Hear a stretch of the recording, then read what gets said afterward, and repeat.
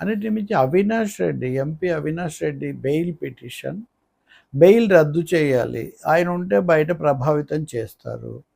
రెండవది, గతంలో కొంతమంది ఏదో కేసులో జైల్లోకి వెళ్ళి అక్కడ అప్రూవర్గా ఉన్న దస్తగిరిని వాళ్ళు బెదిరించారని కూడా ఆయన చెప్పారు. కాబట్టి వీళ్ళు బలమైన వ్యక్తులు కాబట్టి పలుకుబడి అధికారం గతంలో ఉన్నవాళ్ళు ఇప్పుడు పలుకుబడి ఉన్న స్థానాల్లో ఉన్నారు కాబట్టి వీళ్ళు సాక్షులను బెదిరించి కేసు దర్యాప్తును ప్రభావితం చేస్తారు అని కూడా ఇటువైపున సునీత వైపున, రాష్ట్ర ప్రభుత్వం వైపున సిద్ధార్థ లూత్రా వీళ్ళందరూ కూడా వాదించారు. న్యాయస్థానం కూడా వాటన్నిటిని విన్నది. విని కొన్ని వ్యాఖ్యలు కూడా వాళ్ళు చేశారు. రెండవది, ప్రశ్నార్థకమైన ప్రశ్నలు కూడా సిబిఐకి చాలా వేశారు. సిబిఐ కూడా ఆ రోజు చెప్పిన దానికంటే మేము సిద్ధంగానే ఉన్నాం, మేము విచారణ పూర్తి చేసామని.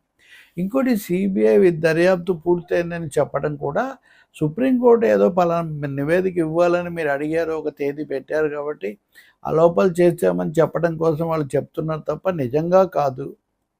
అంటే ఒక విధంగా చెప్పాలంటే అప్పటి రాష్ట్ర ప్రభుత్వము, తర్వాత రాజకీయ శక్తులు ఈ ఒత్తిళ్ల మధ్యనే సిబిఐ అలా చేసింది అన్న పద్ధతిలో వాళ్ళు మాట్లాడారు.